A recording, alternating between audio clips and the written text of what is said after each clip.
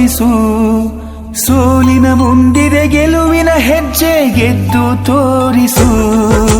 ಜೀವನ ಎಂದಿಗೂ ನಿಲ್ಲದ ಓಟ, ಸೋಲಿಗೆ ಅಂಜಿ ಜರಿಯದಿರು. ನಿತ್ಯವೂ ಕಾಲ ಕಲಿಸುವ ಪಾಠ, ಕಲಿಯುತ್ತ ಮುಂದೆ ಸಾಗುತ್ತಿರು. ದೇವರಾಣೆ ದಾರಿಯುಂಟು, ಮಾತು ನೆನಪಿರಲಿ, ನನ್ನ ಮಾತು ನೆನಪಿರಲಿ. ನೊಂದ ಜೀವವೇ ನೀನೊಮ್ಮೆ ಯೋಚಿಸು.